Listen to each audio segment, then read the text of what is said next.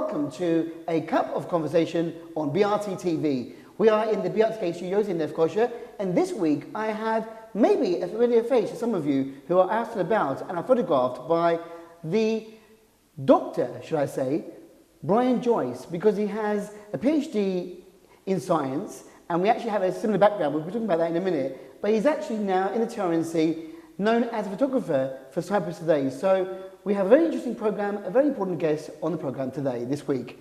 First of all, Brian, welcome to the program. Thank you, Jim.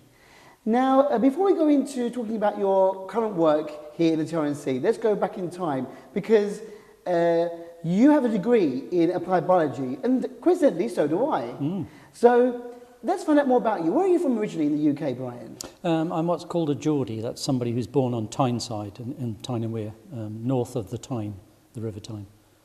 So that's where I hail from. All my family are from there as well. So, yeah. But you don't have the accent anymore? No, I haven't lived there for, well, more years than I care to remember. And in fact, you have travelled around the world quite a few times. I have. You've lived in many countries, and you are now here in the TRNC. So obviously, growing up, you had an interest in science. Or what was your interest? Why did you study applied biology? I think my father got me started in science because he was actually an air traffic controller. He was in the RAF first, and then he became an air traffic control officer. And liked things computer. I mean, he got me started on computers, believe it or not. He had one of the original ZX, Clive Sinclair's ZX range. It was the 81, not the Spectrum, as most people my age will remember. It had tin keys that you had to press to actually activate each letter. So that got me started on the sort of computer side. And I just was better at subjects like biology. Not so much chemistry, but biology. And so that really drove me towards applied biology as my degree, because that's what I wanted to do. And then you continued and did a PhD. What was your PhD in? Enzyme immunoassay for steroid hormone analysis. Basically, it's methodology for measuring steroid hormones, which that we all have, which in those days you used to use radioisotope stuff to measure, which is obviously dangerous, and there were safety precautions you had to take. So I developed new methodologies for that. And that kind of led me into, because I worked at the Tenevis Institute for Cancer Research as an NHS employee. The institute was within the Tenevis Institute. And so I got involved in the cancer research projects as well. And I know that you were saying, when I heard your interview with my colleague Denise Phillips, that you were young and you thought to yourself that you'll find the cure for cancer. Absolutely. Was that you have an interest in cancer? Definitely. Is that because, I mean, when I talk to people here, I'm sure you've met lots of people who work for cancer charities or for any charity, and there's always some sort of link, that maybe they overcame cancer or a member of their family did. What was the interest for cancer for you? I mean, was it something that was very interesting as a subject? Initially, it was when I did my degree, the combination of subjects, physiology, neurology, that type of stuff, was what pointed me towards wanting to get involved, and I found that most interesting. And then when I started working in the institute, I learned so much more about it, and so I worked predominantly on breast cancer and prostate cancer. Those were the two main subjects we studied.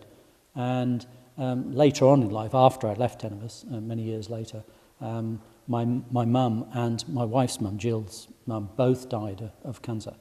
And so it became a very subject close to my heart, and so I always try to help the various cancer charities and go to the events and take photos to help promote them.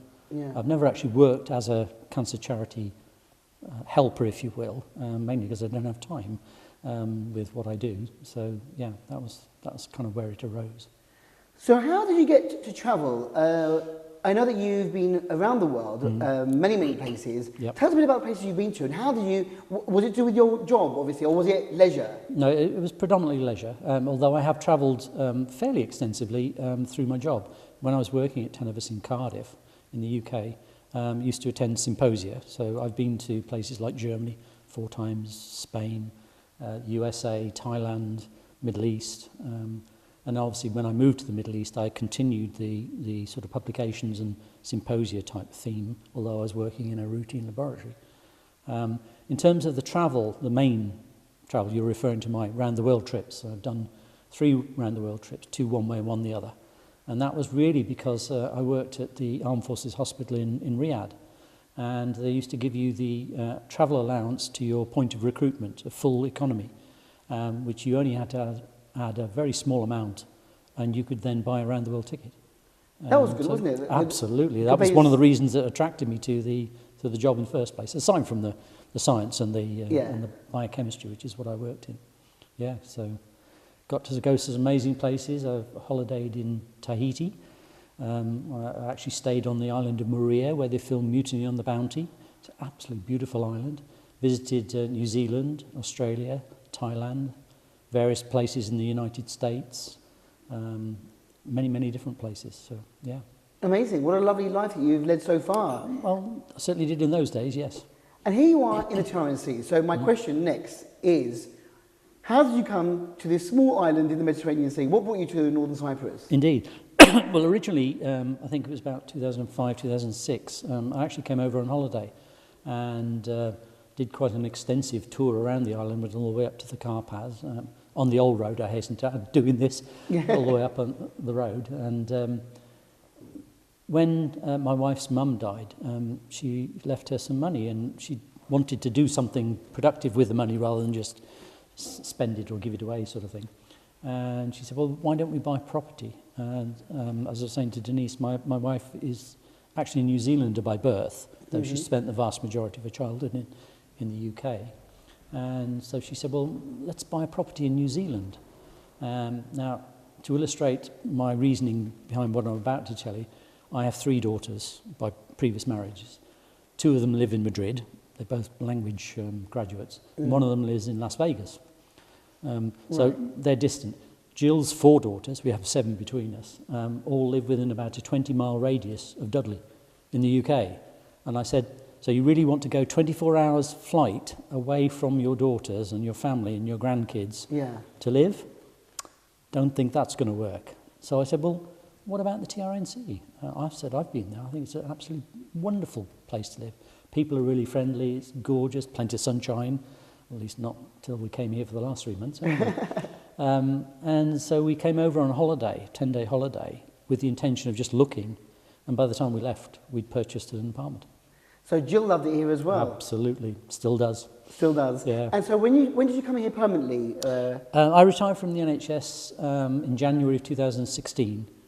Because my wife worked, she still works, as an online PA, we were able to up sticks and move out here permanently then. That's good. So it doesn't matter where she is in the world, she can still do her job. As long as she's got wireless, she's fine. Yeah.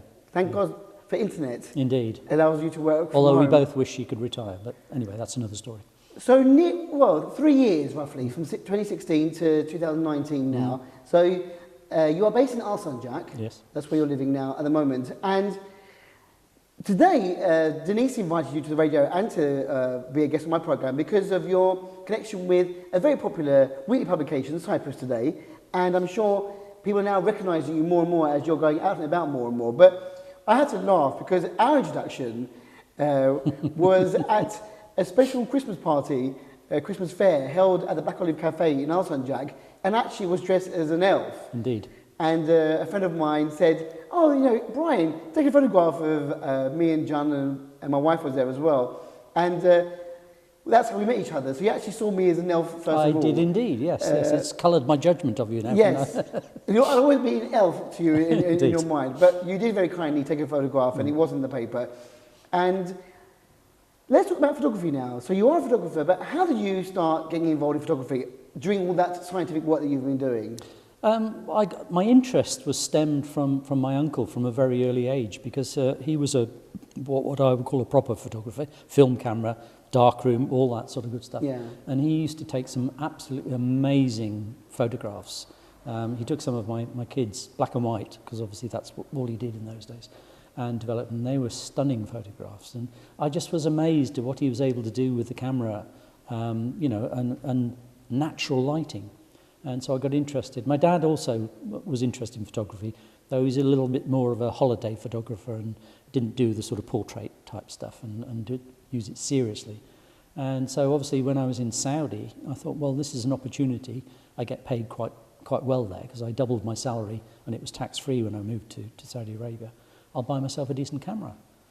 So I bought a Nikon FE2 film camera and started using it over there and got some fairly decent sort of family shots mostly, but views out in the desert in the middle of Saudi Arabia. So that's really what got me started, got me into photography. Yeah. So how did you become a photographer for the paper? Or I know you're freelance and they request your work whenever they need it. But we all remember Susie Foster, Indeed. who was a photographer for many years for Cyprus Today. She was always out and about. Yeah. And she then passed the medal to you. Indeed. Passed the buck to you. Yeah. So how did you get involved? I mean, what's the story behind your connection with Cyprus Today? Yeah, and as you say, Susie was a delightful young lady. I know her quite well, and obviously had a long chat with her about the job before I started. But it stemmed from some friends of ours, Jenny Brown, whose daughter and son had a 30th and 40th birthday on the same day. And they held a party at the Fly-In on the Lapta Strip and asked me if I'd do some photographs for them. So I took some photographs. I enjoy doing it, so it was no chore for me. And I had a great audience. People were having a drink or two, so they were sort of pliable and amenable to being photographed. Anyway, Jenny sent some of the photos in to Cyprus Today, hopefully to get them put in the paper. And just after that, there was a fly-in event with multi-acts that were playing, as they often do with the fly-in. And I took a load of photos there and put them on my website and sent the link in to the paper saying, you're welcome to use these if you'd like, it's something that I do and I enjoy it. And Jill Fraser, the editor, wrote back to me and said, well, Susie's actually wanting to take a bit of a break and have a think about what she's going to do. Would you like to step in for her and do the photography for the paper for a while? She said it was only going to be, I think it was about 6 weeks, something like that. And at the end of the 6 weeks, I think Susie had said, well, 8.5 years, quite a long time doing this job. I think I'd rather change and do something different. Yeah. And so Jill and I talked, and eventually I moved on to becoming a replacement for Susie. So, yeah. So what does that entail then on a weekly basis for you? I mean, I have seen you out and about before, not just at the event where I was an elf, but I remember vaguely seeing you working very, very hard at the Concert for Hope at the hotel in Guinea, one of the hotels in Guinea. There were lots of acts that night, and you were coming up to the stage and taking photographs. So you were very, very, busy that night, taking lots of photos. I've seen you out and about. How does it work for you? Do you get a list from the office saying, can you do these events, or do you get to choose what you want to do? I think it's a little bit of each, a mix of both, really. Shirin, delightful young lady that I deal with, sends me a list on a weekly basis, and I kind of look at them and say, well, unfortunately, I can't do that one because I'm previously engaged or something. I occasionally add in the odd one because people ring me up now because they know me fairly well, particularly if it's some of the cancer charities, NCCT and Tulips and that sort of thing, and let me know something's going on, and I try to get along to those and take photos. Sometimes somebody will tell me, oh, it's such and such's 70th birthday, will you come and take some photos, that sort of thing. So we kind of negotiate between us and sort out a schedule for the next week, 10 days, something like that, yeah. It must be quite a difficult schedule to balance because you have your own private life, but you might have to work around things to be able to go. I mean, there must be like certain events that happen in the RNC that you must cover. Yeah. They don't. It's not an if; it's a must for the paper. Yeah. I heard you were talking recently. I know that the past week there was a ship off Guinea port, and there's one in Gazimelsa as well, I think. And you were lucky enough to be able to, go there and take a photograph. It's last week, I think, they were, because I gather the Turkish Navy is doing a big exercise, but it's in the Black Sea, the Aegean and the Eastern Mediterranean, so they could be anywhere. Supposedly 103 warships and helicopters and gunships and all the rest of it, so they were hoping that there would be some anchored off the harbour. Unfortunately, we went down, the only one that was down there was a small sub, so that wasn't quite as successful. But then this week, one of the fast patrol boats was anchored in port, because I gather from the gentleman, the officer that I interviewed briefly when I went on board, they are all scattered around the place, these 103 warships. Yeah. So we were able to go and actually take some photos. Unfortunately, we couldn't take some photos below decks, because obviously they were a bit sensitive, and they didn't want me taking photographs of the crew for obvious reasons. So I was only able to get pictures of the missile-based tubes that they got, the harpoon things, and the entire boat. But yes, there was and we went on board, and I got to meet some GAU civilian maritime students as well. There was a whole group of them going on board, and I got to take pictures of a group of them as well. That's good. That was interesting. Yeah.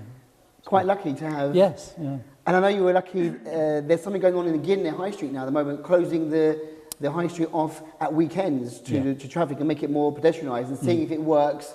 And I believe you were there when the mayor of Guinea, Ida Igungardu, was overseeing what was going on, and you had the chance to take a photograph of him. I did, yes, because the paper had asked me to go down and sort of take some pictures of the closed off areas in the hope that people would be walking on the roads and that sort of thing, so illustrate the fact that it's now more pedestrian. But unfortunately, nobody was walking in the road. So I took pictures of empty streets and was about to give up and leave, and the mayor just walked up and started talking to some friends stroke colleagues.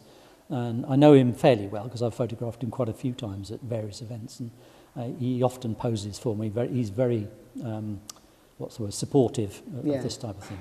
And he very kindly posed in front of the barrier for me. I got the front page shot that they wanted, so that was fortuitous, but I guess it's being in the right place at the right time, isn't it? Would you class yourself as a bit of a journalist as well as a photographer? Because if you go along and you're the person there that's representing the paper, you're taking a photograph, let's say, you might have to get a word or two. If it's an event, would the paper ask you to just maybe get a few words and then you will send that in as well with the photograph, or do you not have to do any of that at all? I do a little bit. I probably could do a bit more, to be fair, but I'm never quite sure what information they want with some of these events, so it's very difficult to ask the right questions. So I leave that to people like Anne and Kerem and those sorts of guys to sort out for real. But I used to do event photography for a small publication in the UK. That's kind of where I got into the journalism type of situation. And I used to write the text to go with the photos that I took. I found it quite hard, if I'm honest. And I'm reasonably articulate because I've done scientific publication and stuff. But journalism is a little different. And knowing the right things to ask is quite different. So I try to get some facts and bits of information to go with the things, even if it's just basic things like they raised 1,000 TL at this event and this is the person to speak to. But I give the guys in the office hopefully somebody to speak to and contact to get the information they need to kind of build the story. A lot of people who take photographs here for pleasure in North Cyprus, a lot of artists, a lot of photographers say that Cyprus is such a beautiful country, inspirational maybe, and lots of people, especially on social media, I don't know how active you are on social media like Facebook or Instagram, but lots of people would like to take photographs of the sunsets or the dramatic skies or the scenery. Are you, when you're working now, let's say you are working, if you call it a job, a lovely job to have, a photographer, but are you working or are you seeing it also as a pleasure? Do you take photographs for pleasure yourself now still around the islands? Just to go back to your first point, there is actually quite a lot of work involved in terms of the post-processing. I don't think it's just point and click and that's all there is to it, because there's a lot more to it than that. But yes, I do. I enjoy very much taking photographs. I like taking candid type photographs where people are not posed, people in the streets, that type of thing. I enjoy doing landscape photography. So I don't go out and about as much as I'd like to and take photographs, because I'd really like to do a tour around the TRNC and take key photographs in various places, much like Jean Clark has done for her postcards and that type of thing. But I have occasions, obviously when family come out, we take them around to show them various places, and that often gives me the opportunity to take photos. But it's often got people in them. And I'd quite like to take a more purist view of, St Hilarion, that type of thing, Kantara, I've got some great shots of Golden Beach up on the car paths and that type of thing. That's a lovely area to photograph, I'm sure. Beautiful. It's beautiful, and the donkeys and the scenery and everything, I mean, Cyprus, throughout the whole year, different things that you can take. Winter is different, although we had a very long and wet winter this winter. We did. But summer is coming, or spring and summer around the corner. I'm sure we'll be very busy. Lots of festivals and lots of more events coming up. So I'm sure people will be seeing you out and about more, Brian.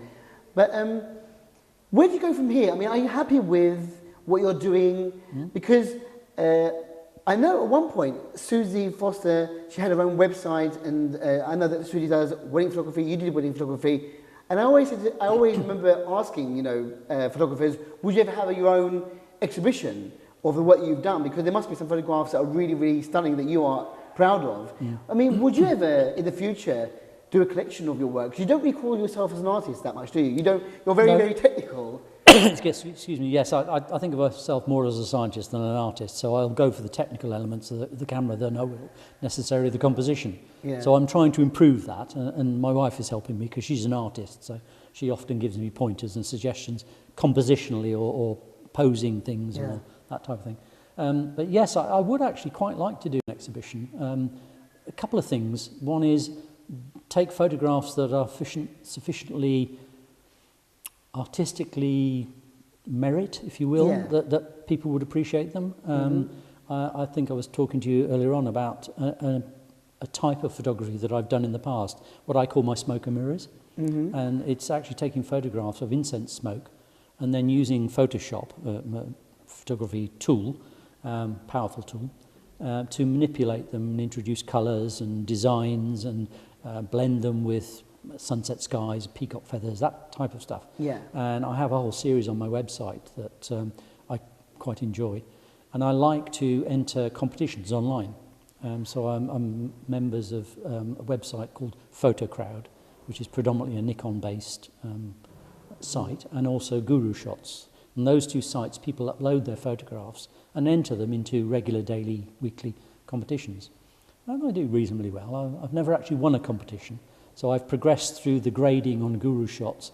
I'm one short of being a guru. All right, I'm one grade below a guru, and to become a guru on the site, I've got to win a competition. And I've come close on a couple of occasions, but not made it. I mean, in North Cyprus, there are lots of photography competitions that are being held. I mean, the photography is big here. Lots of different clubs, different groups. Do you ever think about joining or entering a competition here in the TRNC? Joining, no, probably because of time constraints. Because obviously it's quite difficult to juggle personal social life, obviously the jobs, because quite often they'll want me to do jobs, and a lot of them tend to be in the evenings and that type of thing. I used to be a member of a photography club back in the UK, and that's probably where I learnt the most about technical and composition. I was actually going to submit to the Royal Photographic Society, and you can become an associate member and a licentiate member of the society. And to do that, you have to submit 15 photographs. And this photography club used to have people who did the judging, and I got a load of photographs and had them put forward for people to criticise. And you were supposed to grade them in your own way of thinking. So I put them, my best ones at this end and my worst ones at that end, and the rest were perhaps just to fill up the 15. And they went up and they were rearranging them. They took the ones from the poor end, put them at the top end, took the ones from the top end and put them at the poor end. And when they did the summary at the end, they said, these have got real, something special. The ones that I didn't think were any good at all. And those need a lot of work because there's lots of details in it that shouldn't be there, and you need to use Photoshop to take all these stray bits out and stuff. And so I got a tremendous amount of feedback from that. I never actually got to be a formal member of the Royal Photographic Society, although I joined. I didn't become a LRPS or an ARPS. So, yeah. I've noticed that with social media, a lot of people now are into photography. I mean, Instagram is primarily for photographs, although there are too many selfies in there for my liking. It should be, more artistic photographs. But also, Cyprus Day is online. And what I see is that before the actual paper comes out on the Saturday, they have like a teaser, one line or two lines, and of course it says, read the full story in this week's Cyprus Day, but there's always a photograph there. And so that's your photograph. And I remember, the warship, and I remember the mayor with the road closure. So your work is quite important. I mean, photography is still very important. And even though maybe we don't see it as very, very difficult. It is quite difficult to capture the right photograph, to capture the mood, the moment, and you have to run around, go here, go there, make sure everyone is in focus, get the photograph that you need for the paper. Yep. Are you enjoying what you're doing? Are you happy at the moment? No, I absolutely am. I enjoy everything about photography. Sometimes it can be a little bit of a chore in terms of the processing, and sometimes it can be quite a challenge with, shall we say, the audience on occasions. I've had 1 or 2 run-ins with people who didn't want their photograph taken, and we'll leave it at that, unless you want more detail. But technically it's quite difficult, particularly if you're at an event where there's a lot of movement, and obviously getting the photograph. If you have artists on stage, they very rarely stand still, and they won't pose for you very often. Yeah. Very occasionally you'll get they'll point at you and that sort of thing. If you're quick enough to capture it, that's fine, but more often they're moving. So capturing action shots is really quite difficult. You've got to have a fast shutter speed and really sort of follow them around stage until you get the pose. I mean, I remember when you were at the, She's Hope, the concert for Hope Stringer. I mean, there was lots of artists there. Yep. And in fact, where do you do the cut-off point? I've done my bit now. Do I go home, or do you stay till the end of the event and get them all there? Or, it's a difficult job, as we can all appreciate. But you are enjoying it, as you said. I do, yeah, and I particularly enjoy that type of event because I think it's for a good cause. The young lady that's getting treatment for her sarcoma.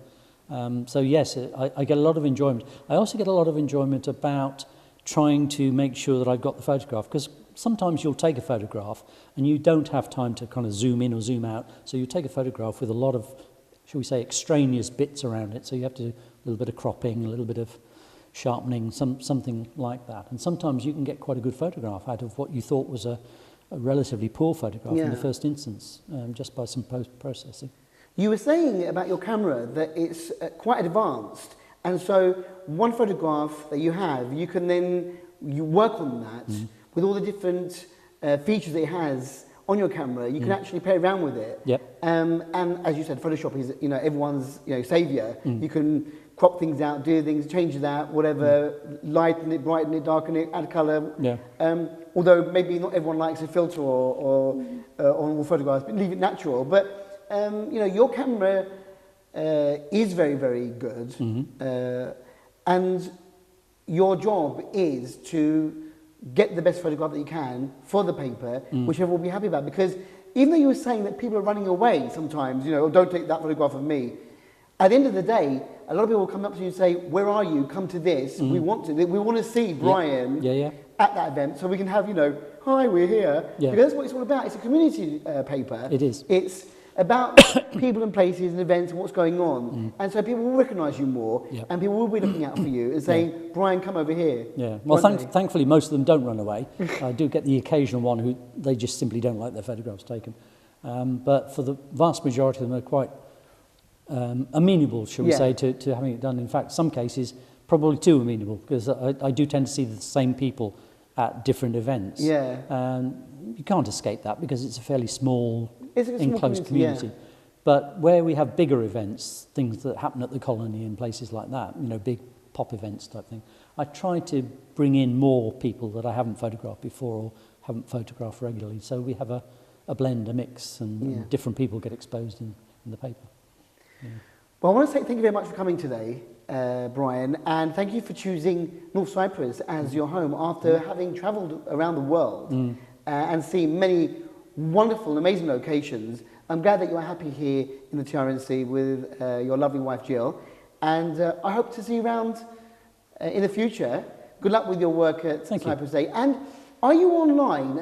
Do you have a social media presence? If somebody wanted to find you, and chat with you and maybe invite you to an event or something. Are you available, yes? Yes, I'm on Facebook and I have a website as well. What's your website? What's the address? I'll put you on the spot now. www.bgdigitalphotographs.co.uk. But if you search Brian Joyce and website, you'll probably find it anyway. So, right. And it's Brian with a Y, isn't it? No, with an I. With an I? Oh, sorry. Right. So it's Brian with an I, and it's Joyce. So if you write Brian Joyce, and his name is in the paper anyway, in Cyprus Today. So if I make a mistake, the paper is got it right. And so they can contact you, and we can see more of your work there. And you were saying, just very finally, the incense work that you do, people can actually, in which, is it in New Zealand? They're, Australia. Australia. It's an Australian website, yeah. They can actually print your pictures. Indeed. It's a site called Redbubble, and my smoke and mirrors images that I was describing earlier on, the pictures of incense smoke, are actually printed onto T-shirts and frames for on the wall and mugs and all sorts. And they actually make a very good decorative sort of ornament. You can have wall hangings and duvet covers, the lot. And these images actually go very well on that type of thing. So, yeah. So, Brian Joyce, maybe somebody who is famous in Australia, who has his artwork hanging up somewhere. But congratulations, you know, you're a very, very talented gentleman. And again, I thank you for your contribution to the society here in the TRNC by your photograph for Cyprus today. And long may you continue to get the best shot with your camera. Thank you, Jan. It's been a pleasure to come. Thank you, Brian. Appreciate it. Take care and see you around soon. Thank you. And with that, we've come to the end of this very interesting chat with Brian Joyce from the TRNC, reporter, photographer for Cyprus Today. And hopefully you'll see him around and be gentle with him. Smile at the camera. Please. And for this cup of conversation this week at BRTK, that's it for now. Until next week, take care and go well. Bye-bye.